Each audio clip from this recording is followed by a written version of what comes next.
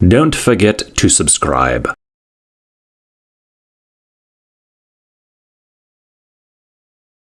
மகிமையின் வாசல் சபை வழங்கும் மகிமையின் நேரம். தேவ வசனத்தின் ஆவிக்குரிய கருத்தாளமிக்க தேவனுடைய வார்த்தையை கேட்டு கர்த்தருக்குள் வளருங்கள், ஆசீர்வதிக்கப்படுங்கள். இச்செய்தினை உங்களுக்கு வழங்குபவர் மகிமையின் வாசல் சபையினுடைய போதகர் பாஸ்டர் சங்கர் அவர்கள். கர்த்தர் தாமே உங்களை ஆசீர்வதிப்பாராக. இன்றைக்கான செய்தியினுடைய தலைப்பு தாவீதின் குமாரனே எனக்கு இறங்கும். லூக்கா 18:35 வசனத்திலிருந்து நான் வாசிக்கிறேன். பின்பு அவர் எரிகோவுக்கு சமயமாய் வந்தபோது ஒரு குருடன் வழியருகே உட்கார்ந்து பிச்சை போட்டு கொண்டிருந்தான். எரிகோ கிட்ட வர்றார். எரிகோ எரிகோ பற்றி உங்களுக்கு நிறைய தெரியும். அங்கே வர்றாரு, ஒரு குருடன் உட்காந்து பிச்சை கேட்டிருக்கான். அவன் கண்கள் பார்வை இழந்தவன், ஆனால் காதுகள் நல்லா கேட்கும் அவனுக்கு. சரிங்களா? கண் பார்வை கிடையாது, ஆனால் காது நிச்சயம் நல்லா கேட்கும். பாருங்க, வழியருகே உட்காந்து பிச்சை கேட்டுக்கொண்டான். ஜனங்கள் நடக்கிற சத்தத்தை அவன் கேட்டான். அவனுக்கு என்ன கேட்குது? நடக்கிற சத்தம் கேட்குது, ஆனால் பார்வதில். கேட்டுட்டு அவன் கேட்குறான், இதை என்ன என்று விசாரித்தான். அவங்க சொன்னாங்க பாருங்க, சொன்னவர் தெளிவாக சொல்லியிருக்கார், நஸ்ரேனாகி இயேசு போகிறார் என்று அவனுக்கு அறிவித்தார்கள். அதாவது ப்ராஃபட்டிக்கலான வேட சொல்கிறாங்க. அவர் நஸ்ரேன் எனப்படுவார் என்பதற்காக இயேசு கிறிஸ்து நாசரேத்தூரிலே வளர்க்கப்பட்டார். அவங்க சொல்கிறாங்க, நஸ்ரேயன் எனப்படுவார், நஸ்ரேனாகிய இயேசு போகிறார் என்று அவனுக்கு அப்பொழுது அவன் இதை சொல்கிறாங்க, இயேசு போனான். அவன் சொல்ல பாருங்க, இப்போ பாருங்க சொல்கிறான், இயேசுவே தாவீதின் குமாரனே எனக்கு இறங்கும் என்று கூப்பிட்டான். அவன் சொன்னான், இயேசுவே தாவீதின் குமாரனே எனக்கு இறங்கும் கூப்பிட்டான். இயேசு நின்று அவனை தம்மிடத்தில் 38 பின் நடப்பார். அவன் பேசாதிருக்கும்படி அவனை அதட்டார்கள். அவனோ தாவீதின் குமாரனே எனக்கு இறங்கும் என்று மிகவும் அதிகமாய் கூப்பிட்டான். அதாவது யோசேப்பு குழிக்குள்ளே போட்டோன்னே கத்திடுவான் பாருங்க. ஏன்னா அண்ணே தூக்கி விடுங்க, ரூபன் தூக்கி விடுங்க அப்படின்னு கத்திருப்பான்ல. அது மாணிக்க தன்னால் எவ்வளவு பலம் இருக்குமோ அதுபோல அவன் கத்துனா, தாவீதின் குமாரனே எனக்கு இறங்கும். அவ்வளவு கூட்டத்தின் மேலே ஒரு அதிகாரம் உள்ள ஒரு சத்தம் கடந்தது. இந்த சத்தம் இயேசுவின் காதுகள் விழுந்தது. ஹல்லேலூயா, ஆமென். உடனே பாருங்க சொல்லுவாங்க, இயேசு நின்று அவனை தம்மிடத்தில் கொண்டு வரும்படி சொன்னார். நான் இந்த குருடனத்தில் போனேன். இந்த குருடனத்தில் கேட்டேன், உனக்கு என்ன பிரச்சனை நான் கேட்டேன். அவன் அந்த குருடனாக இருக்கும்போது நான் கேட்டேன் அவன்கிட்ட, குருடன்ட்டு. அவன் சொன்னான், எனக்கு நல்லா காது கேட்கும், கண்ணு தான் தெரியாது அப்படின்னா. அப்படியா, சரி, அப்போ நான் ஒன்று சொல்கிறேன் அவன்கிட்ட சொல்லிட்டு, தேவன் ஒளியாக இருக்கிறார் அப்படின்னு சொன்னேன் அவன்கிட்ட. என்ன சொன்னேன்? தேவன் ஒளியாக இருக்க. அவன் அமைதியாக இருந்தான். அவன் கேட்குறான், நீங்கள் சொல்கிற சத்தம் எனக்கு கேட்குது, ஆனால் அந்த வெளிச்சம்னா என்னன்னு எனக்கு புரியலைன்றான். வெளிச்சம்னா எனக்கு என்னன்னு புரியலை. ஏன்னா நான் வெளிச்சத்தை பார்த்ததே கிடையாதுங்க.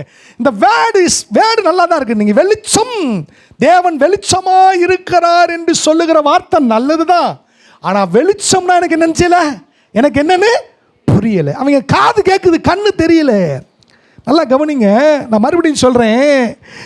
அவன்கிட்ட போய் நான் சொன்னேன், தேவன் வெளிச்சமாக இருக்கிறார், தேவன் ஒளியாக இருக்கிறான்னு சொன்னேன். நீங்கள் சொல்கிற வார்த்தை எனக்கு கேட்குது, ஆனால் அர்த்தம் புரியல. ஏன்னா என்னுடைய கண்கள் இருளடைந்திருக்கிறது என்று சொன்னான்.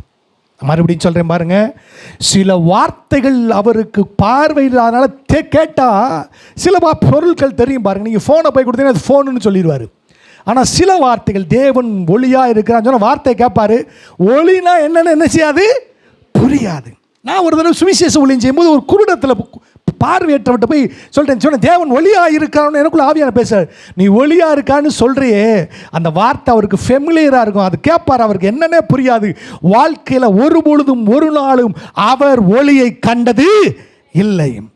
அப்போ பார்வை என்ன செய்யுதுன்னா, ஒரு அண்டர்ஸ்டாண்டிங், புரிந்து கொள்ளத்தக்க வல்லமையை கொடுக்கறது.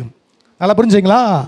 நான் இப்போ உங்களுக்கு சொல்கிறேன் பாருங்கள், நாய் அப்படின்னு சொல்கிறேன், சரிங்க, நாயின்னு சொல்கிறேன், இல்லது ஒரு பேர்டை சொல்கிறேன், ஒரு பறவையை சொல்கிறேன், குருவின்னு சொல்கிறேன். சொன்ன உடனே நீங்கள் ஏற்கனவே அந்த குருவி என்ன செஞ்சுருக்கீங்க, உங்கள் கண்ணால் பார்த்துருக்கீங்க, கேட்டிருக்கீங்க, உடனே உங்களுக்கு அது புரிந்து கொள்ளுகிறீர்கள். என்ன செய்கிறீங்க? புரிஞ்சுக்கொள்கிறீங்க. இப்போ நான் சொல்கிறேன் பாருங்கள், டர்க்கியில் ஒரு ஸ்வீட் இருக்குது. பாஸ்ட் என்ன ஸ்வீட் சொல்கிறாரு? ஏன்னா உங்கள் கண்கள் அது என்ன செய்யலை, கண்டதில்லை. நான் சொல்லுகிற அந்த ஸ்வீட்டை தான் சத்தம் தான் எங்கள் ஆனால் நான் டர்க்கி ஸ்வீட்டை பார்த்துருக்கேன். அந்த டர்க்கி ஸ்வீட்டை என்ன செஞ்சுருக்கிறேன், சாப்பிட்ருக்கேன். எனக்கு தெரியும், உங்களுக்கு தெரியாது. அந்த டர்க்கி ஸ்வீட்னா உங்களுக்கு தெரியுதா? காதில் கேட்குது, ஆனால் என்னன்னு உங்களுக்கு தெரியும். அதுபோல் அந்த குருடனுக்கு தேவன் ஒளியாக இருக்கிறான் நான் சொன்ன, அவனுக்கு சொல்கிறான் எனக்கு புரியலை, ஒளினா என்னென்ன தெரியாது. அப்போ தான் நினச்சி மாமிசத்துக்குரிய குருடன். மாமிசத்தில் இருக்க குருடனுக்கு என்ன செய்யலை, சில காரியங்கள் சொன்னாலும் புரியலை. என்ன செய்யலை, சொன்னாலும் புரியல. அப்போ கேட்குறாரு, இயேசு நின்று அவனை தம்மிடத்தில் கொண்டு வரும்படி சொன்னார். அவன் கிட்ட வந்தபோது அவனை நோக்கி, நான் உனக்கு என்ன செய்ய வேண்டும் என்று கேட்டார். அதற்கு அவன், ஆண்டவரே நான் பார்வையிட வேண்டும் என்றான். இயேசு அவனை நோக்கி, நீ பார்வையடைவாக என்றார். உடனே அவன் பார்வையடைந்தான். பார்வை அடைஞ்சிட்டானா? அடைஞ்ச உடனே கேட்டேன், இப்போ தேவன் ஒளியா இருக்கானே? எனக்கு தெரியுது, இதுதான வெளிச்சம். இதே போல தான் தேவன் இருக்கான. கண்ணு திறந்த உடனே கேட்கிற வார்த்தையினுடைய அர்த்தம் அவனுக்கு புரிகிறது. அப்போ அதுக்கு முன்னால அவன் மாமிசத்தில் குருடனாக இருந்தான். என்ன செஞ்சான்? மாமிசத்திலே குருடா. சரி, இது அப்படியே இருக்கட்டும். அவன் மாமிசத்தில் என்ன செஞ்சான்? மாமிசத்திலே குருடா இருக்கிறவர்களுக்கு நீங்கள் வார்த்தையை சொன்னால் அந்த வார்த்தை ஃபெமிலியராக இருக்கும். அந்த வார்த்தை வந்து அவங்க கேட்பாங்க, ஆனால் அண்டர்ஸ்டாண்ட் பண்ண மாட்டாங்க. அவர்களால் புரிந்து கொள்ள முடியாது, அவர்களால் அறிந்து கொள்ள முடியாது. ஏனென்றால் அவர்கள் மாமிச குருடர்கள். சரிங்களா? சரி, இது அப்படியே இருக்கட்டும். இப்போ நம்ம இங்கே வருவோம் பாருங்க. இயேசு கிறிஸ்து என்ன சொல்கிறாங்க பாருங்க. 31 லூக்கா. நான் மாமிசத்துக்குரிய குருடனை சொன்னேன், இப்போ ஆவிக்குரிய குருடனை சொல்ல போகிறேன். லூக்கா 18ஆம் அதிகாரம் 31. பின்பு அவர் 12 தம்மிடத்தில் அழைத்தார். 12 பேர் யாரோ? 12 சீசர்கள், அப்போஸ்தலர்களை அழைத்தார். என்ன செஞ்சார்? அப்போஸ்தலர் அழைத்தார். நீங்களாம் சீசர்கள், உங்களெல்லாம் அழைச்சிருக்கார். இதோ அவர் சொல்றார், எருசலேமுக்கு போகிறோம், மனுஷகுமாரனை குறித்து தீர்க்கதரிசிகளால் எழுதப்பட்டவைகள் நிறைவேறும். எப்படி நீ அவர் புறஜாலத்தில் ஒப்பு கொடுக்கப்பட்டு பரியாசமும் நிந்தையும் அடைந்து துப்பப்படுவார். அவரை வாரினால் அடித்து கொலை செய்வார்கள். 3ஆம் நாளில் அவர்கள் உயிரோடு எழுந்திருப்பார். இயேசு தன் பாடுபட போகிறத 12 சீசல் சொல்கிறாங்க. அவங்களுக்கு இந்த சீசல் கண்ணு கூட்டுனா கிடையாது. கண் நல்ல கண்ணு இருக்குது, காது இருக்குது. கேட்டுட்டு அடுத்த வசனம் சேர்ந்து வாசிப்போமா? எல்லாம் 34 வாசிப்போம். இவைகளில் ஒன்றையும் அவர்கள் உணரவில்லை, அவைகளின் பொருள் அவர்களுக்கு மறைவாக இருந்தது, அவர் சொன்னவைகளை அவர் அறிந்து கொள்ளவில்லை. அடுத்த வருஷம் பின்புன்னு ஓட்டிருக்கு. ஆண்டவர் என்ன சொல்கிறான் தெரியுமா? நான் கண்ணு தெரியுது, 12 சீசலுக்கு காதும் கேட்குது, நான் சொல்கிற சத்தியம் அவங்களுக்கு புரியலன்றாரு. பின்பு எதை யதார்த்தமாக நடக்கலை. இந்த சீசலுக்கு சொல்கிறாரு, எப்பா அந்த எரிகோல உட்காந்துருந்தா பாரு குருடேன், அவன் மாமிசத்துக்குரிய குருடேன். நீங்கள் 12 சீசல் இருக்கீங்களே, நீங்களாம் ஆவிக்குரிய குருடர்கள்ன்றார். ஏதோ யதார்த்தம் நடக்கலைங்க. பின்பு அதை தொடர்ந்து அவர்கள் அறிந்து கொள்ளவில்லை. அதுபோலவே இந்த எரிகோவில் அமர்ந்திருந்த குருடனுக்கும் நீங்கள் தேவன் வழியாக இருக்கிறான்னு சொன்னா புரியாது. அவன் மாமிசத்துக்குரிய குருடன், இவன் ஆவிக்குரிய குருடன். மாமிசத்துக்குரிய குருடனை பார்க்கலும் ஆவிக்குரிய குருடர்கள் தான் டேஞ்சர், ரொம்ப டேஞ்சர். நல்லா கவனிச்சிங்களா? அப்போ ஆவிக்குரிய குருடர்களாய் 12 சீசர்கள் இருந்தார்கள். மாமிசத்துக்குரிய குருடனாக யார் இருந்தானா? இந்த எரிகோவிலே அமர்ந்து பிச்சை கேட்டவன் இருந்தான். அப்போ வசனம் சொல்லுது, 12 சீசர்களுக்கும் தேவன் சொன்ன வசனம் புரியல. நீங்க பெரிய பெரிய லெவலில் இருந்தா கூட ஆவிக்குரிய கண்கள் கூடாச்சுன்னு சொன்னா அந்த குருட்டு தன்மையை வச்சு பிசாசு உங்க வாழ்க்கையை டெஸ்ட்ராய் பண்ணிடுவான். சரி, ரைட், ஓகே. அப்போ மாமிசத்துக்குரிய குருடனுடைய கண்களை கத்த திறந்தாரு. இந்த ஆவிக்குரிய கண்கள் கூட 12 சீசர்களுடைய கண்களை திறந்தாரான்னு கேட்டால் திறக்கலை. சரி, இப்போ வருவோம் பாருங்க. எப்படி இவர்கள் ஆவிக்குரிய குருடர்களாய் ஆனார்கள் அப்படின்னு நான் பார்க்க போகிறேன், காமிக்க போகிறேன். சரிங்களா? ஆவிக்குரிய குருடர். நம்ம இப்போ லூக்கா எழுதின ஆதியாம் புஸ்தகத்துக்கு வருவோம். என்ன செஞ்சாங்க? ஆதாமும் ஏவாள். முதலாவது என்ன செஞ்சுச்சுன்னா, பிசாசு வந்து ஆதாம்கிட்ட ஏவாள்கிட்டையும் பேசிச்சு. என்ன செஞ்சிச்சு? அவர்களுக்கு கண்ணு இருந்துச்சு, காது இருந்துச்சு. நல்லா புரிஞ்சுங்களா? கண்ணு இருந்துச்சு, காது, நல்லா கண்ணு இருந்துச்சு, காது இருந்துச்சு. இவர்கள் புசித்தார்கள் பாருங்க. புசிச்சுக்கிட்டே இருக்கும் பொழுது இவங்க பிசாசு என்ன பேசி பேசி பேசி அவங்க என்ன செஞ்சிட்டாங்க? அந்த நன்மை தீமை அறியத்தக்க கனி என்ன செஞ்சிட்டாங்க? புசிச்ச உடனே என்ன நடந்தது? வாசிக்கலாமா? வாசிக்கலாம். 3ஆம் அதிகாரம் 6ஆம் வசனம் வாசிப்போம். அப்பொழுது ஸ்திரீயானவள் அந்த விருட்சம் புசிப்புக்கு நல்லதும், எல்லாம் சேர்ந்து வாசிங்க, பார்வைக்கு இன்பமும் புத்தியை தெளிவிக்கிறதற்கு இச்சிக்கப்படத்தக்க விருட்சம் சத்தமாசிங்க இருக்கிறது என்று கண்டு அதன் கனியை பறித்து புசித்து தன் புருஷனுக்கும் கொடுத்தாள், அவனும் புசித்தாள். எல்லாம் சத்தம் வாசிப்புமா? 7ஆம் வசனம். 2 கொரிந்தியர் 4:4 எல்லாம் எடுத்துட்டீங்களா? தேவனுடைய சாயலாக இருக்கிற கிறிஸ்துவின் மகிமையான சுவிசேஷத்தின் ஒளி அவிவிசுவாசிகளாகிய அவர்களுக்கு பிரகாசமாக இராதபடி இப்பிரபஞ்சத்தின் தேவனானவன் அவளுடைய மனதை குருடாக்கினான். நீங்கள் மனதை முடிவு ஸ்பிரிச்சுவலாக அவங்க குருடாயிட்டாங்க. நீங்கள் அவிவிசுவாசி தானே கேட்கலாம், கிடையாது. நீங்கள் லூக்கா 24 நான் காமிக்கிறேன். தேவனுடைய பிள்ளைகளுடைய ஆவிக்குரிய கண்களும் இன்றைக்கு குருடாக்கப்பட்டு தான் இருக்கிறது. அங்கே கண்ணு திறக்கப்பட்டதுடைய ஆவிக்குரிய கண்ணு ஆதாமுக்கு ஏவாளு குருடாகி மாமிசத்துக்குரிய கண்கள் திறக்கப்பட்டது. நல்லா கவனிச்சிங்களா? நல்லா கவனிச்சிங்களா? ஆவிக்குரிய கண் என்ன செஞ்சிருச்சு? அதனால தான் மகிமை போயிடுச்சு. சரீரத்தை பார்க்குறோம், தேவனை பார்க்க முடியல அவனாலே. ஆனால் தேவனுடைய சத்தத்தை அவன் கேட்டான். நல்லா கவனிச்சிங்களா? நல்லா கவனிங்க, நல்லா கவனிங்க, நல்லா கவனிங்க. இதான் நான் கவனமாக கவனிக்க வேண்டிய ஒரு காரியம். இது கவனிக்கலாம் உங்களுக்கு புரியாது. ஆதாமும் ஏவாளும் அந்த பழத்தை புசித்தவுடனே ஆவிக்குரிய கண்கள் 2 கொரிந்தியர் புஸ்தகம் 4ஆம் அதிகாரம் 4ஆம் வசனத்தின்படி ஆவிக்குரிய கண்கள் சத்தியத்தை அறியாதபடி குருடாக்கப்பட்டது. ஆனால் அவங்க 2 காது நல்லா கேட்டுச்சு. பிசாசு ரொம்ப நூதனமான ஆளு. அவன் என்ன செஞ்சான் தெரியுமா? கண்ணை குருடாக்கிட்டு, ஆவிக்குரிய கண்ணை குருடாக்கிட்டு ஆவிக்குரிய காதை திறந்தே வச்சிருக்காங்க. அவன், நான் சொல்ற புரியுதா உங்களுக்கு? ஆவிக்குரிய கண்ணை ஆதாமுக்கு எவ்வளவு குருடாக்கிட்டான். ஆனால் ஆவிக்குரிய காதை செவிடாக்கவே இல்லை. நீங்கள் ஒருவேளை ஆவிக்குரிய குருடர்களாக இருந்தாலும் ஆவிக்குரிய காதுகள் உங்களுக்கு செவிடாக்கலை. ஏன் தெரியுமா? பிசாசு ஏன் தெரியுமா? கண்ணை குருடாக்கினா சத்தியத்தை கேட்க மாட்டான். காதையும் அவன் செவிடாக்கியிருந்தானா பிசாசு பேசுறது உங்களுக்கு கேட்காது. ஆவிக்குரிய காதில் பிசாசு பேசுறது, தேவனுடைய சத்தமும் உங்களுக்கு கேட்காது. பிசாசு பார்த்தான், காதையும் செவிடாக்கிட்டா பிசாசு தொடர்ந்து உங்களோடு பேசுவது கேட்காம போயிருன்றதுக்காக அவன் என்ன செஞ்சானா, உங்க காதை செவிடாக்காம விட்டுட்டான். நான் இப்படி சொல்லி, ஒரு விசுவாசி ஆவிக்குரிய காதுகள் உடையவர்களாக இருக்கிறார்கள், ஆனால் ஆவிக்குரிய குருடர்களாக இருக்கிறார்கள். நான் சொல்ற புரியுதா உங்களுக்கு? இன்னும் புரியல? சரி, இன்னும் கொஞ்சம் போல புரியல பாருங்க. வாசிக்கிறேன். ஆதியாகமம் புஸ்தகம் 3ஆம் அதிகாரம். புரியல, புரிய வைப்போம். 3ஆம் அதிகாரம். இப்போ தேவனாகிய கண்கள் என்னாச்சு? குருடாக்கிருச்சு. இயேசு சொன்ன சத்தியம் 12 சீசல் புரிஞ்சுச்சா? அவங்க கேட்டாங்களா சத்தியத்தை? ஆனால் புரியலை. சரிங்களா? ஏன்னா கண்ணு குருடாயிடுச்சு, காது என்ன செஞ்சிச்சு? சத்தியத்தை கேட்கறதுக்கு காது இருந்துச்சு. இங்கே பாருங்க, ஆதியாகமம் 3ஆம் அதிகாரத்தில் சர்ப்பம் ஸ்திரீயை நோக்கி 3:2 ஸ்திரீ சர்ப்பத்தை பார்த்து நான் தோட்டத்தில் உள்ள விருட்சத்தின் கனியை புசிக்கலாம். அப்போ பிசாசு முதல் வசனம், தேவனாய் கர்த்தர் உண்டாக்கின சகல காட்டு ஜீவன்களை பார்க்கலும் சர்ப்பமானது தந்திரமுள்ளதாக இருந்து அது ஸ்திரீயை நோக்கி நீங்கள் தோட்டத்தில் உள்ள சகல விருட்சத்தின் கனி புசிக்க வேண்டாம் என்று தேவன் சொன்னது உண்டோ என்றுச்சு. பேசுது. என்ன செய்யுது? பேசு. அப்போ பிசாசு பேசுறது கேட்டுச்சா கேட்கலையா? கேட்டுச்சா கேட்கலையா? சரி, கேட்டுச்சா? Right, okay. கேட்ட உடனே அவங்க என்ன செஞ்சாங்க? நன்மை தீமை அறியத்தக்க கனி என்ன செஞ்சாங்க? புசிச்சாங்க. புசிச்சோன்னு என்னாச்சு? மாமிசத்துக்கு கண்ணு திறந்துச்சு, ஆவிக்குரிய கண்ணு என்ன செஞ்சிச்சு? குருடாச்சு. சரி, இப்போ பாருங்க, இந்த காது செவிடாகல, ஆவிக்குரிய காது. 2வது பாருங்க, பாருங்க வாசிக்க பாருங்க. 8ஆம் வசனம் சேர்ந்து வாசிப்போம். பகலின் குளிர்ச்சியான வேளையிலே தோட்டத்தில் உலாவுகிற தேவனாகிய கர்த்தருடைய சத்தத்தை அவர்கள், பிசாசு பேசுற சத்தமும் கேட்குது, தேவனுடைய சத்தமும் கேட்குது. புரியுங்களா? ஆனால் சத்தியத்தை அறியாதபடி பிசாசு கண்ணை மட்டும் என்ன செஞ்சுட்டா? கூட அவனுக்கான சத்தியத்தை கேட்டுக்கோ, ஆனால் அது உன் புத்திக்கு எட்டவே கூடாது.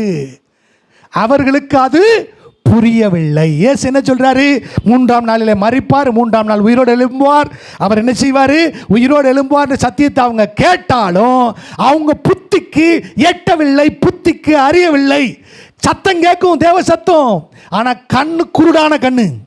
நல்லா புரியுதுங்களா? எத்தனை பேருக்கு புரியுது? புரியுதா புரியலையாங்க? புரியுதா புரியலையா? பாருங்க, இன்னும் கொஞ்சம் நான் விளக்கம் கொடுக்குறேன். யோவான் 10ஆம் அதிகாரம், யோவான் 10ஆம் அதிகாரத்துக்கு வரும். இயேசு சொல்றா பாருங்க, ஒரு மனுஷனுக்கு காது நல்லா இருக்குப்பா, தேவ சத்தம் கேட்கும், பிசாசு சத்தம் கேட்கும்னு யோவான் 10ஆம் அதிகாரத்தில் சொல்றாரு. பாருங்க, பிசாசு சத்தம் கேட்குமானா நல்லா கேட்கும். கேட்கறனால தானே நீங்கள் என்ன செய்றீங்க, கட்டுக்கதையில் கேட்குறீங்க, கதையை கேட்குறீங்க, அப்புறம் சத்தியம் இல்லாத கேட்குறீங்க, அப்புறம் என்னென்னத்தையும் கேட்குறீங்க. அதே நேரத்தில் சண்டே வந்து வசனத்தையும் கேட்குறீங்க, ஆனால் புரிய மாட்டேங்குது.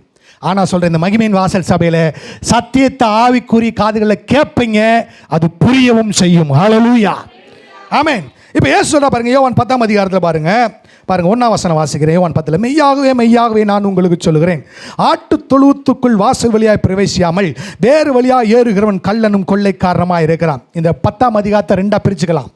என்னன்னு கேட்டிங்கன்னா, இதில் தேவனும் பேசுகிறாரு, பிசாசும் பேசுன்னு சொல்கிறார். சரிங்களா? அப்போ இதை வந்து என்ன சொல்ல பாருங்க, வாசல் வழியாய் பிரவேசிக்கணும், ஆடுகளின் மேய்ப்பனாய் இருக்கிறான், வாசலை காக்கிறவன் அவனுக்கு திறக்கிறான், ஆடுகளும் அவன் சத்தத்துக்கு. இப்போ பாருங்க, இயேசு பேசுறது உனக்கு கேட்குன்றார். என்ன செய்றாரு? இயேசு பேசுறது கேட்கும். அதே 10ஆம் அதிகாரத்துக்கு வாங்க, 10ஆம் வசனம், திருடன் திருடவும் கொல்லவும் அழிக்கும் பிசாசு சொல்றாரு. இந்த பிசாசு பற்றி என்ன சொல்ல பாருங்க, பாருங்க பின்னாடி பாருங்க, 4ஆம் வசனம், அவன் தன்னுடைய ஆடுகளை வெளியே விட்ட பின்பு அவைகளுக்கு முன்பாக நடந்து போகிறான், ஆடுகள் அவன் சத்தத்தை அறிந்திருக்க அவனுக்கு பின்செல். அந்நியருடைய சத்தத்தை அறியாதபடினாலே, அதாவது கேட்காதபடின்னு சொல்லல, நல்லா கவனிங்க, அந்நியருடைய சத்தம் கேட்காதுன்னு சொல்ல, அறியலன்றார். ரைட்டா? அப்போ தேவனுடைய சத்தமும் கேட்கும் ஒரு மனுஷனுக்கு, பிசாசுனுடைய சத்தமும் கேட்கும்படி பிசாசு என்ன செஞ்சிருக்கானா, உங்கள் ஆவிக்குரிய காதுகளை செவிடாக்காமல் திறந்து வைத்திருக்கிறான். அதனால தான் அந்த ஆவிக்குரிய காதுகளில் பிசாசு பேசி பேசி உங்களை வஞ்சித்து உங்கள் வாழ்க்கையில் பிசாசுடைய கிரியைகள் நிறைவேறும்படி வச்சிருக்கிறான். சபைக்குள்ளே வரும்பொழுது கர்த்தர் சத்திய வார்த்தைகளை இந்த ஆவிக்குரிய காதுகளில் கேட்கும்படி என்ன செஞ்சிருக்காரு, செய்கிறார். பிசாசு எவ்வளோ நூத்தனமானவையும் பாருங்க, அந்த நன்மை தீமை அறியத்தக்க கனியை கொடுத்துட்டு கண்ணை குருளாக்கிட்டு காதை விட்டுட்டாங்க. ஆனால் நம்ம ஆண்டவர் எப்படி தெரியுமா, அந்த காதில், அந்த ஆவிக்குரிய காதிலே சத்தியத்தை சொல்லி உங்கள் கண்களை திறக்கிறவர். ஹல்லேலூயா, புரியுங்களா? நல்லா புரியுதா உங்களுக்கு? சரி, இப்போ இந்த கண் எப்படி திறக்குதுன்றதை நான் சொல்ல போகிறேன். ஆவிக்குரிய கண், சரிங்களா? ஆவிக்குரிய கண் எப்படி திறக்குன்னு சொல்ல போடுவேன். அப்போ இயேசு கிறிஸ்து என்ன செஞ்சார்? லூக்கா 18ஆம் அதிகாரத்தில் அவர் 12 சீஷர்களை அழைத்து இந்த எருசலேமுக்கு போகிறோம், அவர்கள் ஒப்பு கொடுக்கப்பட போகிறாரு, சிலுவையில் அடையப்பட போகிறாரு, துப்பப்பட போகிறாரு, ரத்தம் சிந்தப்பட போகிறாரு, அடக்கம் பண்ண போகிறாரு, 3ஆம் நாள் உயிரோடு எழுந்தார்னு சொன்னால் அவர்களுக்கு புரியலை. ஏசப்பாங்க ஒன்றுமே செய்யலை. அவர் சொன்னாரப்பா, நீங்கள் மாமிசத்துக்குரிய குருடனாக இருக்க, ஆவிக்குரிய குருடனாக இருக்க, வெயிட் பண்ணு அப்படின்ட்டு. லூக்கா 24ஆம் அதிகாரம் போவோம். இப்போ எப்படி இந்த சத்தியத்தை கேட்கும் போது ஆவிக்குரிய கண்ணு திறக்குதுன்னு சொல்ல போகிறேன். சத்தியத்துக்கு ஏன் முக்கியம்னு சொல்ல போகிறேன் பாருங்க. சத்தியன்றது நீங்கள் நினைக்கிற மாதிரி கிடையாது. இந்த பூமியே தாங்கி கொண்டிருக்கிறது சத்தியம்தான். இந்த பூமியவே தாங்கி கொண்டிருக்கிறது இந்த சத்தியம்தான். உங்களை வாழ வைக்கிறது இந்த சத்தியம்தான். ஹல்லேலூயா. அப்போ லூக்கா 24 சொல்றா பாருங்க. சரி, ரைட். இப்போ என்ன செய்யுது? லூக்கா 24:13, அன்றைய தினம் அவர்களில் 2 பேர், யாராவது 12 சீஷர்களில் 2 பேர், சரியா? சீஷர்கள் 2 பேர் எருசலேமுக்கு 7 அல்லது 8 மைல் தூரமான எம்மாவு என்னும் கிராமத்துக்கு போனார்கள். கிட்டத்தட்ட 13 கிலோமீட்டர். எத்தனை கிலோமீட்டர் நடக்கிறாங்க? எருசலேம்லேருந்து எம்மாவு என்கிற கிராமத்துக்கு போகிறாங்க. அவர்கள் 13 கிலோமீட்டர் நடக்கிறதுக்கு எவ்வளோ நேரம் ஆகும்? என்னம்மா நீ காலையில் நடந்தால் 2.5 மணி நேரம் நடக்க வேண்டியிருக்கும். எத்தனை மணி நேரம் நடக்கும்? 2.5 மணி நேரம் நடக்கணும். சரி, 2.5 மணி நேரம் பயண தூரம் நடக்கிறாங்க. நடந்து போய் 2 சீசல் தான் போகிறாங்க. போகையில் 14, போகையில் இந்த வர்த்தமானங்களை குறித்து அவர்கள் ஒருவர் பேசிக்கணும். அதாவது சிலுவையில் ஏசு அறையப்பட்டார்கள், அதை பேசுகிறாங்க. சரிங்களா? பேசிக்கிறாங்க. இப்படி அவர்கள் பேசி சம்பாஷித்து கொண்டிருக்கையில் இயேசு தாமே சேர்ந்து அவளோடு கூட நடந்து போனார். 16, ஆனாலும் அவர்கள் சந்தோஷமாக காணாதபடிக்கு அவருடைய கண்கள் மறைக்கப்படும். நல்லா வாசிக்கங்க. ஆனாலும் அவர்கள் காணாதபடிக்கு அவளுடைய கண்கள், உங்கள் பைபிள் எப்படி போட்டிருக்கு? எங்க கண் இருந்தால் காணணுமா அறியணுமா? காணணும்ல. வசனம் எப்படி பாருங்க, கண் இருந்தால் அறிந்து கொள்ளணும்னு சொல்லுது. என்னங்க வசனம் எப்படி சொல்லுது? நம்ம ஊரில் கண்கள் இருந்தால் காணணும், இங்கே ஆண்டு கண் இருந்தால் நீ இயேசுவை அறியணுன்றாரு. அப்படிங்களா? அப்போ இந்த கண் என்ன செய்யுதுன்னா, சத்தியத்தை கேட்கும்போது ஆவிக்குரிய கண்கள் தேவனை அறிந்து கொள்ளும்படி கொடுக்கப்பட்டிருக்கிறது. அல்லேலூயா. இப்போ பாருங்கள், இவங்க சொன்னா பாருங்கள், ஆனாலும் அவரை அறியாதபடி அவருடைய கண்கள்.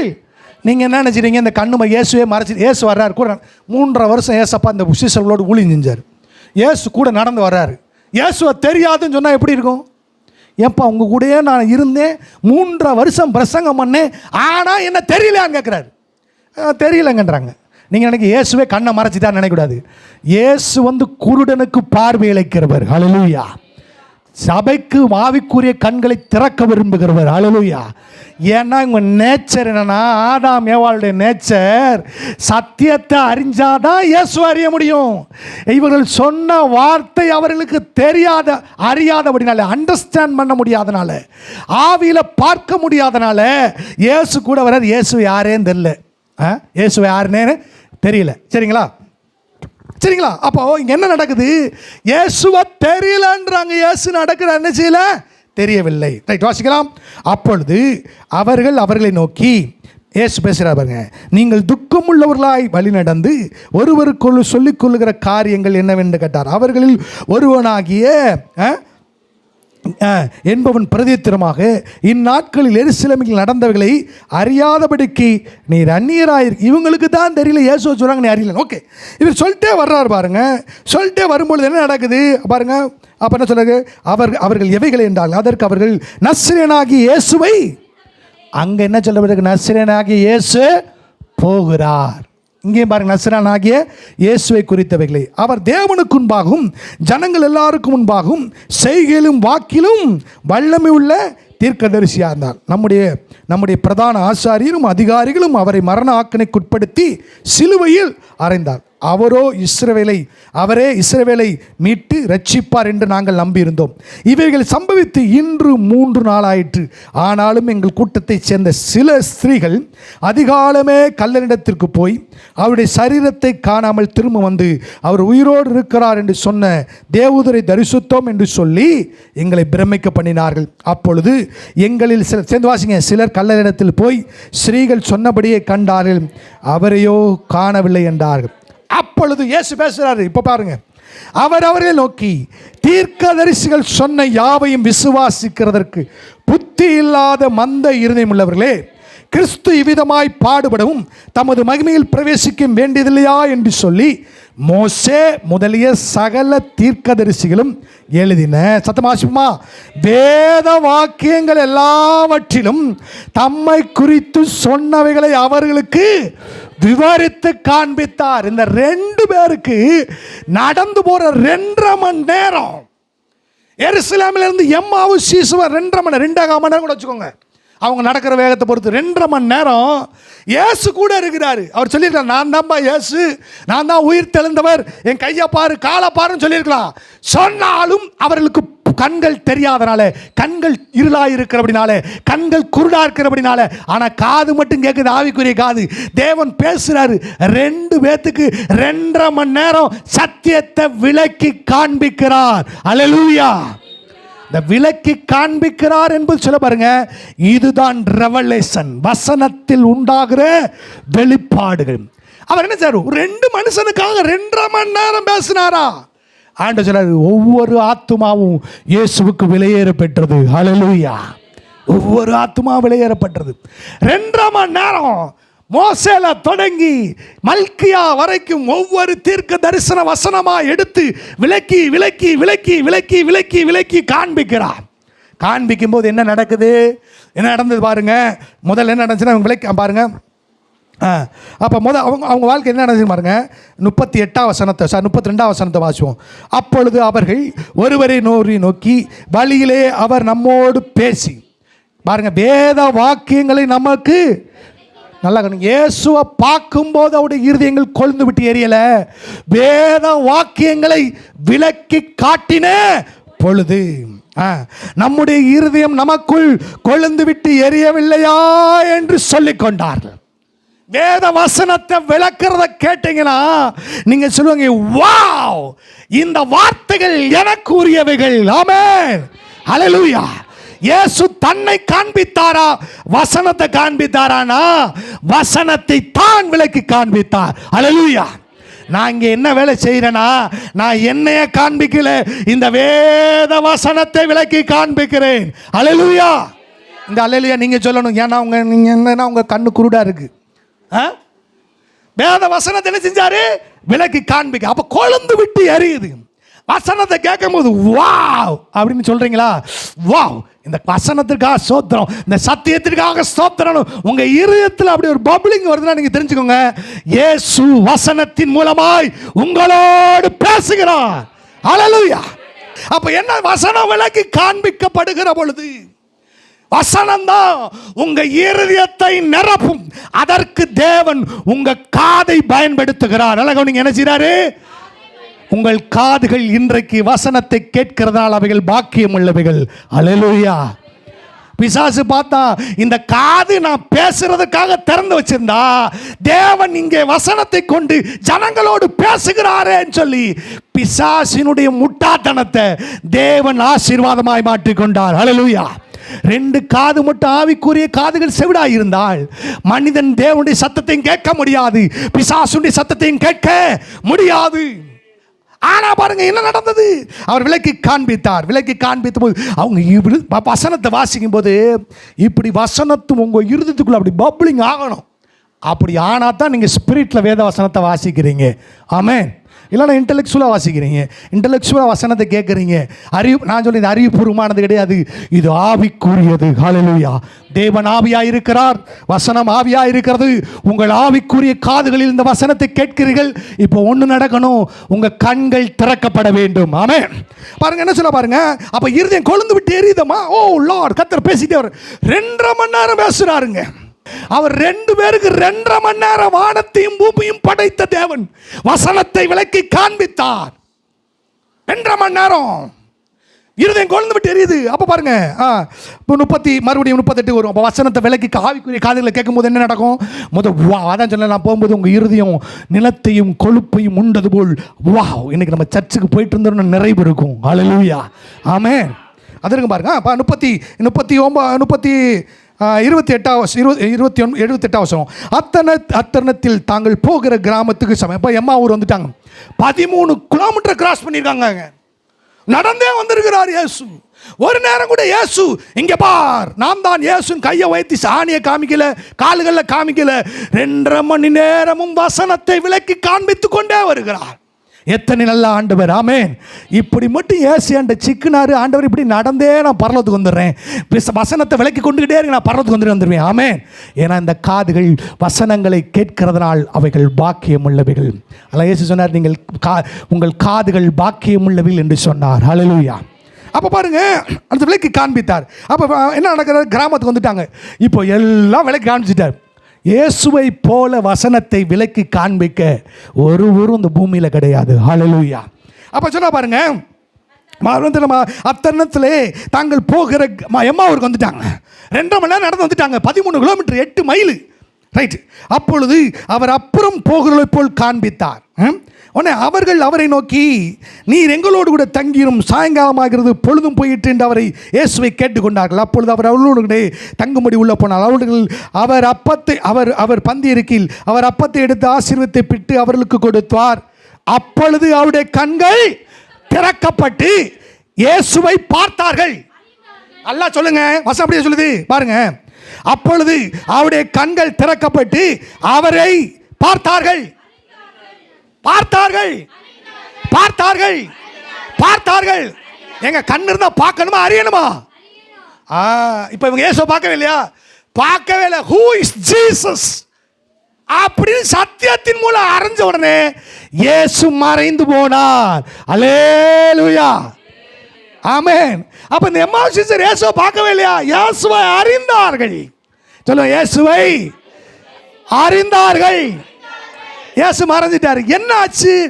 இந்த வசனத்தை அந்த ஆவிக்குரிய காதுல விளக்கம் கொடுத்துக்கிட்டே இருக்க பிசாசு குருடாக்கி வச்சிருந்த அந்த கண்ணை, தாவீதின் குமாரனே எனக்கு இறங்கும் என்று மாமிச குருடன் கதறினது போல இவர்கள் இயேசுவை கூப்பிட்ட உடனே இயேசு வசனத்தை விளக்கி காண்பிக்க இருதயம் கொழுந்து விட்டு எரிஞ்ச உடனே ஆவிக்குரிய கண்ணு திறந்துருச்சு. ஆமென், அல்லேலூயா. பாருங்க, இந்த வசனங்களை கண் என்ன செஞ்சிருச்சு? ஆவிக்குரிய கண் திறந்தது. அங்க பிசாசு ஏதேன் தோட்டத்தில் கண்ணை குருடாக்கனா, இயேசு 6000 வருஷம் கழிச்சு பிசாசை சிலுவையில் நசுக்கி மறுபடியும் சத்தியத்தை கொண்டு சீசருடைய கண்களை திறந்த தேவன் நம்முடைய ஆண்டவர். ஹல்லேலூயா. ஆமென். உங்களுக்கு மாமிசக்குரிய கண்கள் மாத்திரம் இல்லை, 2 ஆவிக்குரிய கண்கள் இருக்கிறது. அந்த ஆவிக்குரிய கண்கள் எதற்கு இருக்குனால், இந்த சத்திய வேதத்தை அறிந்து தியானித்து உங்கள் இருதயங்கள் கொழிந்து விட்டு எரிய செய்து அவரை அறிந்து கொள்ளும்படி உங்களுக்கு மகா பிரகாசம் உள்ள கண்களை தருகிறவர். அல்லேலூயா. அறிந்து கொண்டார்கள். ஆமென். கண்ணு திறந்துருச்சு, ஸ்பிரிச்சுவல் ஐஸ் ஓப்பன் ஆயிடுச்சு. எத்தனை பேருக்கு ஸ்பிரிச்சுவல் ஐஸ் ஓப்பன் ஆயிருக்குது? எத்தனை பேருக்கு ஓப்பன் ஆயிருக்குது? இந்த மகிமையின் வாசல் சபையிலே உங்கள் ஆவிக்குரிய கண்களை கர்த்தர் திறக்கிறவர். ஹல்லேலூயா. சத்தியத்தை அறிந்து, சத்தியத்தின் மூலமாக, சத்தியம்னா இயேசு, வசனம்னா இயேசு. அப்போ அறிந்து அதை கேட்டு உங்கள் கண்கள், ஆவிக்குரிய கண்கள் திறக்கப்பட்டு அவரை இன்னார் என்று அறிந்து கொள்வதற்கு கர்த்தர் உங்கள் கண்களை திறந்திருக்கிறார். ஹல்லேலூயா. மத்தேயு 13ஆம் அதிகாரம், மத்தேயு 13,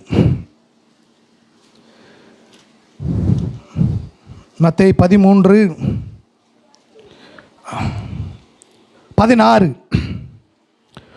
உங்கள் ஆவிக்குரிய கண்கள் காண்கிறதுனாலும் உங்கள் ஆவிக்குரிய காதுகள் கேட்கிறதுனாலும் அவைகள் ஆசீர்வதிக்கப்பட்டவைகள்.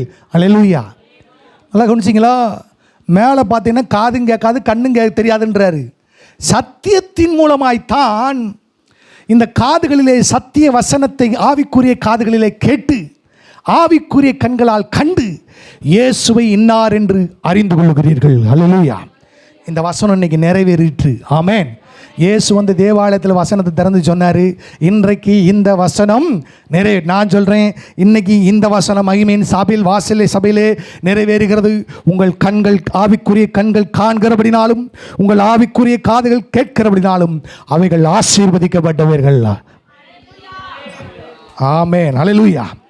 அதனால் தேவ பிள்ளைகளை, இந்த சத்தியம்ன்றது என்னன்னு கேட்டிங்கன்னா, அது உங்கள் ஆவிக்குரிய காதலை கேட்டு உங்கள் இருதயத்தில் விளக்கம் பண்ணும்பொழுது, இருதயத்தில் கொழுந்து விட்டு எறியும் போது உங்கள் ஸ்பிரிச்சுவல் ஐ ஓப்பன் ஆச்சுன்னா, ஹூ இஸ் ஜீசஸ் அப்படின்னு அறிஞ்சு கொள்வீங்க. ஆமென். அறிந்து கொண்டே இருப்பீர்கள். ஹல்லேலூயா. அப்போ இந்த ஆண்டவர் செஞ்சாருன்னா கண்டிப்பாக செய்தார். சரி, ரைட், செய்தார். அப்போ ஆண்டவர் சொல்ல பாருங்க, உங்கள் காதுகள் வந்து ரொம்ப ஆவிக்குரிய காதுகளாக இருக்குது. நீங்கள் கேட்குறீங்க, கண்கள் திறக்கப்படுகிறது, ஆவிக்குரிய காரியங்களை அறிந்து கொள்கிறீங்க. ஏன் பாஸ்டர் இவ்வளோ அறியணுமா வேத சத்தியத்தை? ஆமாம், அறியணும். எவ்வளோ நாள் அறியணும்? இயேசுவின் வருகை பரியந்தம் அறிய வேண்டும். ஏன் அறியணுன்றதுக்கு நான் ஒரு காரியத்தை அல்லது 2 காரியத்தை உங்களுக்கு காண்பிக்கிறேன்.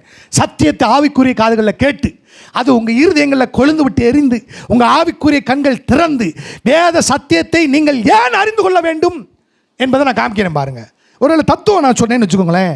தத்துவம், பாசிட்டிவ் டாக்கிங், அப்புறம் கதைகள், கட்டுக்கதைகள், இப்படி ஏதாவது சொன்னேன்னா உங்களுக்கு ஒரு பிரயோஜனமும் ஆவிக்குரிய பிரயோஜனம் இருக்கவே இருக்காது. சரி, ரைட், ஓகே. பிலிப்பியர்களின் 3ஆம் அதிகாரம் 10ஆம் வசனம். பிலிப்பியர் 3. இந்த பவுல் இருக்காரு, இவருக்கு என்ன பேர்னா, பவுலுக்கு இன்னொரு பேர் இருக்கு. அது என்ன பேர்னா, மேன் ஆஃப் ரெவலேஷன். சத்தியத்தை பற்றிய வெளிப்பாடுகளை உள்ள மனிதன், அதாவது ஆவிக்குரிய கண்கள் திறக்கப்பட்ட ஒரு மனிதன், அவர்தான் பவுல். சரியா? சரி, பிலிப்பியர்கள் 3ஆம் அதிகாரத்துக்கு போவோம். இந்த சத்தியத்தை அறிகிறதுனாலே உண்டாகிற நன்மை வேணும்ல, நன்மை உண்டாகணும்ல. பிலிப்பியர் 2ஆம் அதிகாரத்துக்கு வந்துட்டோமா? 3ஆம் அதிகாரம் 10ஆம் வசனம். எல்லாம் சேர்ந்து வாசிக்கலாமா? இப்படி நான் அவரையும் அவருடைய உயிர்த்தெழுதலின் வல்லமை. பாருங்க, அங்கே நீங்கள் பாசிங்க, நான் சொன்னல இயேசு உயிர்த்தெழுதை பற்றி விலக்கி விட்டுட்டு இந்த சுவிசேஷ புஸ்தகம் உள்ள உயிர்த்தெழுதல் வல்லமை சத்தியம். ஓகே, நான் அவரையும் அவருடைய உயிர்த்தெழுதின் வல்லமையும் அவருடைய பாடுகளின் ஐக்கியத்தையும் என்னது எப்படி அறிகிறது? ஆவிக்குரிய காதுகளால் வசனத்தை கேட்டு உங்கள் இருதயங்களிலே அதை விளக்கம் கொடுக்கும் போது கொழுந்து விட்டு எரிந்து உங்கள் ஆவிக்குரிய கண்கள் திறக்கும் பொழுது நீங்கள் அதை அறிந்து கொள்ளுவீர்கள். ஹல்லேலூயா. அவர் சொல்ல பாருங்க, இயேசுவையும் நான் இயேசுவையும் இயேசுவுடைய உயிர்த்தெழுதலின் வல்லமையும் அவருடைய பாடுகளின் ஐக்கியத்தை அறிகிறதற்கும் அவருடைய மரணத்திற்கொப்பான மரணத்திற்குள்ளாகி எப்படியாகிலும் நான் மரித்தொழிந்து உயிரெழுந்திருப்பது தகுதியாகும்படிக்கு அவருக்காக எல்லாவற்றையும் நஷ்டம் என்றும் விட்டேன், குப்பையாகவும். இவர் என்ன சொல்றாரு? இப்படி நீங்கள் அறிந்து கொண்டீர்களானால் இயேசுவை, உலகத்தில் இருக்கிற எல்லாம் பாவம், எல்லாம் குப்பையா தெரியும், நஷ்டமா தெரியும், உங்களுக்கு பாவம் லாபமா இருக்குன்னு சொன்னா இயேசுவை நீங்கள் உங்கள் ஆவிக்குரிய கண்களால் அறியவில்லை. இப்படி அறிகிற அறிவு உங்களை உயிர்த்தெழுதலுக்கு தகுதிப்படுத்துகிறது. ரெண்டாவது, இந்த உலகத்தை குப்பன்னு நினைக்க பண்ணுது. அந்த அறிவு வரும்பொழுது பாருங்க, நீங்கள் யார், இயேசு யார் என்று அறியும் பொழுது, அதனால அப்போ சொல்லுவாங்க, சாவுக்கும் துணிஞ்சா அவங்க இது குப்படாண்டா. எப்படிங்க? எனக்கு வெளிப்படுத்தப்பட்ட அறிவு இருக்கிறது, என் தேவன் என்று யார் என்று அறிவேன், மரணம்னா என்னன்னு தெரியும், உயிர்த்தெழுதலாம் என்னன்னு தெரியும், இயேசுனா யாருன்னு தெரியும். அதனால இந்த சாவுக்கு நான் பயப்படலைன்னு அவன் நின்றான். அதற்கு காரணம் தெரியுமா? அவனுக்கு தேவன் தம்முடைய வசனத்தை ஆவிக்குரிய காதுகளில் விளக்கி காண்பித்தார். அவன் இருதயம் கொழுந்து விட்டு எரிந்தது, அவன் கண்கள் திறக்கப்பட்டது. அவன் இயேசுவையும் அவருடைய உயிர்த்தெழுதின் வல்லமையும் அவருடைய பாடுகளின் ஐக்கியத்தையும் அறிந்திருந்தான். அதான் சொன்னார், சத்தியத்தை அறிவீர்கள், சத்தியம் உங்களை சும்மா இல்லை. சத்தியத்தை எப்படி அறியணும்னா, ஆவியானவர் உங்களுக்கு விளக்கி காண்பிக்கும் போது ஆவிக்குரிய காதுல உங்கள் இருதயம் கொழுந்து விட்டு எரியும். அப்பொழுது உங்கள் ஆவிக்குரிய கண்கள் திறந்து காண மாட்டீங்க, அறிந்து கொள்ளுவீர்கள். அப்படி அறியும் போது இந்த உலகம் குப்பையாய் தோணும். ஹல்லேலூயா. பாருங்க, பார்த்தீங்களா? அதான் நடக்குது பாருங்க. அதனால சொல்றேன், இந்த மகிமையின் வாசல் சபையை கர்த்தர் நிச்சயமாய் மகிமைப்படுத்துகிறார். ஹல்லேலூயா. ஆமென். அப்போ அறியும் போது என்ன நடக்குது?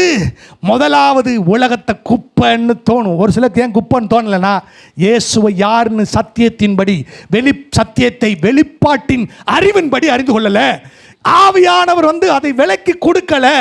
அதனால உலகத்தை பற்றுடையவர்களாக இருக்கிறார்கள். சரி, அப்படி அறிந்து கொள்வதனால உண்டான ஒரு காரியத்தை சொல்லிட்டேன், ரைட்டா? அறிந்து கொள்வதனால என்ன நடக்குன்னா, உலகத்தை நஷ்டம் குப்பையும் எண்ணுவீங்க, கர்த்தரை உயர்த்தி பிடிப்பீர்கள். ரைட். 1. 2. ரெண்டாவது காரியம், 1 பேதுரு புஸ்தகம், தேவனை இப்படி அறிந்து கொள்கிறதுனாலே உண்டான ஆசீர்வாதங்களை நான் உங்களுக்கு காண்பிக்கிறேன். நான் சொன்னேன், உங்களுக்கு பொருளாதார ஆசீர்வாதத்தை பற்றி நான் பேசலை, ஆனால் பொருளாதார ஆசீர்வாதங்களை கர்த்தர் வைத்திருக்கிறார். சரி, 2 பேதுரு புஸ்தகம்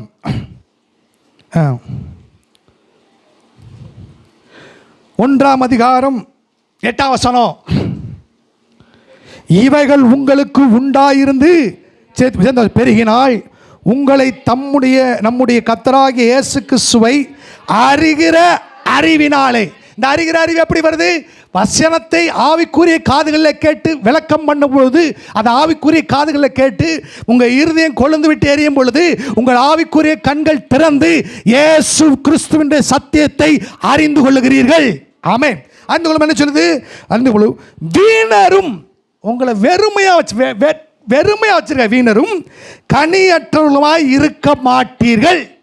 சொல்லுங்க, நான் வீணர் கிடையாது, நான் கனியற்றவன் கிடையாது. ஹல்லேலூயா. பார்த்தீங்களா? ரெண்டாவது பார்த்தீங்களா, உலகத்தை நீங்கள் எப்படி அறிஞ்சீங்கன்னா உலகத்தை குப்பையாக நினைப்பீங்க. ரெண்டாவது, நீங்கள் வீணாக இருக்க மாட்டீங்க, உங்களை கனியற்றவர்களாக இருக்க விட மாட்டார். ஹல்லேலூயா. அதாங்க தெரியும், என் வார்த்தைகள் நீங்கள் என்னிலும் என் வார்த்தை உங்களில் நிலைத்திருந்தால் நீங்கள் மிகுந்த கனிகளை. நாங்கள் என்ன வேலை செய்யணும்னா, சத்தியத்தை உங்களுக்கு ஆவிக்குரிய காதுகளை கொடுக்கறனால, உங்கள் இருதயம் கொழுந்து விட்டு எறியனால, உங்கள் மனக்கண்கள் திறக்கிறதுனால, இயேசுவை அறிகிறபடினால உங்களை கனி கொடுக்க பண்ணும்படி இந்த சத்திய வார்த்தைகளை நான் இந்த சபைக்கு சொல்லுகிறேன். ஹல்லேலூயா. தொடர்ந்து கேட்டுக்கிட்டே இருந்தீங்கன்னா, பாவியா இருக்கிறவன் பரிசுத்தமானா மாறுவான், அநீதி செய்கிறவன் நீதி செய்வான், பரிசுத்தம் உள்ளவன் இன்னும் பரிசுத்தம் அடைவான். இந்த சத்திய வார்த்தைகள் தான் அவனை அப்படி மறுரூபப்படுத்தும். அல்லேலூயா. நான் ரெண்டாவது காரியத்தை சொல்லிட்டேன் பாருங்க. அந்த ரெண்டாவது காரியம் அவனை என்ன செய்யாது? கனியற்றவர்களாக இருக்க விடாது. அப்புறம் அவர் அறிகிற அறிவுன்றது இப்படி தான் வருது, இப்படி தான் செய்து வருது. உதாரணமாக சொல்கிறேன் பாருங்க. மகிமைன்ற வார்த்தை எத்தனை தடவை வாசிருக்கீங்க பைபிளில்? வாசிக்கிட்டே போனீங்க. ஒரு நாள் ஆவியானவர் என்ன செஞ்சார்? அந்த மகிமைனா என்னன்னு நம்மளுக்கு விளக்கி காண்பித்தார். என்ன செஞ்சார்? விளக்கி காண்பித்த உடனே நம்மளுக்குள்ள ஒரு லைட் அடிச்சிச்சு, பெரிய வெளிச்சம் உண்டாச்சு. உடனே இப்போ பைபிளை வாசிக்கும் போது ஓ மகிமைனா புத்தி கேட்டாததுன்னு அந்த அறிவு வந்துருச்சா? வந்துருச்சா வரலையா? எப்போ வந்துச்சு? சத்தியத்தை ஆவியானவர் விளக்கி காண்பிக்கிற பொழுது. அப்போ தான் ஆண்டவர் சொன்னா பாருங்க, இவைகள் அப்படி சத்தியத்தை அறியும் போது பாருங்க, எல்லாரும் போகிற இடங்கள்லாம் சொல்கிறாங்க பாஸ்டர் இந்த மகிமைன்னு வார்த்தை வரும் பொழுது அப்படி நின்றுவேன். ஓ மகிமைனா இன்ன நாள் வரைக்கும் புரியலைங்க. இப்போ எப்படி புரிஞ்சிச்சு?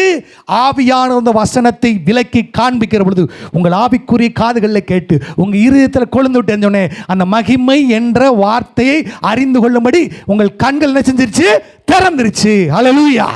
கிருபை என்ன தெரிஞ்சிச்சா? கிருபை என்றால் என்னது? விவரிக்க முடியாத கிருபன் போயிட்டு இந்த ஆண்டவர் கொஞ்சம் நிறுத்தி இந்த வசனத்தை உனக்கு விலக்கி காண்பித்த உடனே நம்ம ஆவிக்குரிய காதில் கேட்டு வசனத்தில் என்ன செஞ்சோம்? நம்ம அதை இருதயத்தில் கொழுந்து விட்டு இருந்தோடனே நம்ம கண்கள் திறந்த உடனே கிருபை என்றால் என்ன என்று என்ன செஞ்சோம்? அறிந்து கொண்டோம். அல்லேலூயா. நன்மை தீமை அறியத்தக்க கனி என்னன்னு தெரிஞ்சிச்சா? தெரியல. ஆனால் ஆவியானவர் விலக்கி காண்பிக்கும் போது ஆவிக்குரிய காதில் கேட்டு இருதயத்தில் கொழுந்து விட்டு எறியும் போது நம்ம ஆவிக்குரிய கண்கள் திறக்கப்பட்டு ஓ இதுதான் நன்மை தீமை அறியத்தக்க கனின்றதை அறிந்து கொண்டோம். ஹல்லேலூயா. நான் இப்போ சொல்றேன், சத்தியத்தை இப்படி வெளிப்பாட்டினால் அறிவீர்களானால் சத்தியம் உங்களை விடுதலையாக்கும். ஹல்லேலூயா. சத்தியத்தை அறிஞ்சிட்டு வந்து பிசாசு பார்ப்பான், நிறைய சத்தியத்தை கேட்குறான், நான் பேசுகிறேன் அவன் கேட்க மாட்டேன்றான்னு பிசாசு சொல்லுவான். ஆமென். பாருங்க, நல்லா கவனிங்க. பிசாசு பேசுனானா நீங்கள் சொல்லுங்க, ஓ இது சத்தியத்தின்படி இல்லை, நான் சத்தியத்தை வெளிப்பாட்டின்படி அறிந்திருக்கிறேன், ஆகையினாலே பிசாசே நீ என்னை வஞ்சிக்க முடியாது. அல்லேலூயா. அப்போ அதை சொல்கிறா பாருங்க. இப்போ பவுல் ஒரு காரியத்தை சொல்கிறாரு. நீங்கள் எதிர்பார்க்கிற ஒரு இடத்துக்கு நான் வருகிறேன். எபேசியர்கள் நிறுவம் முதல் அதிகாரம், எபேசியர்கள் முதல் அதிகாரம் இதை தாங்க அவர் சொல்கிறாரு. எபேசியர்கள் முதல் அதிகாரத்துக்கு வருவோம். சத்தியங்கள் பாருங்கள் எவ்வளோ அற்புதமானதுன்னு பாருங்கள். இதுக்கு தான் சபை கூடி வருகிறோம். எதற்கு வருகிறோம்? சத்தியத்தை கேட்பதற்காக வருகிறோம், வெளிப்படுத்தப்பட்ட சத்தியத்தை. ஹல்லேலூயா. நம்முடைய கர்த்தராகிய இயேசு கிறிஸ்துவின் தேவனும் இளஞ்செந்த மகிமையின் பிதாவானவர் நீங்கள் அவரை அறிந்து கொள்ளுவதற்கான ஞானத்தையும் தெளிவையும் அளிக்கிற ஆவியை உங்களுக்கு தந்தல வேண்டும் என்றும் அவர் நம்மை அழைத்ததனாலே நமக்கு உண்டாயிருக்கிற நம்பிக்கை என்னதென்றும் பரிசுத்தவான்களிடத்திலே நமக்கு உண்டாயிருக்கிற சுதந்திரத்துடைய மகிமையின் ஐஸ்வர்யம் என்னதென்றும் அவர் கிறிஸ்துவை மரித்தெழுந்தெழுப்பி இயேசுவின் இடத்தில் நடப்பித்த அவருடைய பலத்த சத்தத்தின் வல்லமையின்படியே விசுவாசிகளாகிய உங்களிடத்தில் காண்பிக்கும் தம்முடைய வல்லமையின் மகா மேன்மையின் மகத்துவம் என்னதென்றும் வாசிப்போமா? சத்தமா வாசிப்போம். நீங்கள் அறியும்படிக்கு அவர் உங்களுக்கு பிரகாசமுள்ள ஆவிக்குரிய கண்களை கொடுக்க வேண்டும் என்று. இங்க மனக்கண்கள் போட்டாருங்க. ஆனா பாருங்க அங்க என்ன போட்டுருக்குன்னா உங்கள் கண்கள், உங்கள் ஆவிக்குரிய கண்கள் திறக்கப்பட வேண்டும் என்று வேண்டிக் கொள்ளுகிறேன். என்ன ஒரு ஜபம் பாருங்க. எல்லாம் அந்த அறிகிறதற்காக. அறிஞ்சிட்டிங்கன்னா கனி வரும், அறிஞ்சிட்டிங்கன்னா உலகம் குப்பையா தோணும். அறிகிறதே தேவனை அறிகிற அறிவே அறிவு, வெளிப்படுத்தல் அறிவுன்னு சொல்லியிருக்காங்க. அவர் அறிகிறதா நித்திய ஜீவன் சொல்லப்பட்டிருக்கு. ஸோ என்ன நடக்குதுன்னா சத்தியம் உங்கள் ஆவிக்குரிய கண்களை திறந்து ஆவிக்குரிய சத்தியத்தை காண பண்ணல, அறிய பண்ணுகிறது. ஹல்லேலூயா. ஆமென். ஒருவேளை இங்கே மாமிசத்தில் கூட இருந்துட்டு போங்க, ஆனால் ஆவிக்குரிய கண் திறந்தே இருக்கணும். ஹல்லேலூயா. அப்போ ஆண்டவர் சொல்கிறார், இந்த கால வேளையில் உங்கள் காதுகள் கேட்கிறதுனாலும் உங்கள் கண்கள் சத்தியத்தை கண்டு அதை அறிந்து கொள்ளும்படி திறக்கப்பட்டிருக்கிறனாலும் நீங்கள் ஆசீர்வதிக்கப்பட்டவர்கள். ஹல்லேலூயா. தாவீதின் குமாரனே சொல்லுங்க, தாவீதின் குமாரனே எனக்கு இறங்கோ. எதுக்குன்னா எங்க ஆவிக்குரிய கண்களை திறங்கப்பா. ஹல்லேலூயா. நான் தரிசனம் பார்க்கறதுக்கு சொல்லல, அந்த சப்ஜெக்டுக்குள்ள போல. சத்தியத்தை அறிகிறதற்கு உங்கள் ஆவிக்குரிய கண்கள் திறக்கப்படுவதாக. ஹல்லேலூயா. Don't forget to subscribe.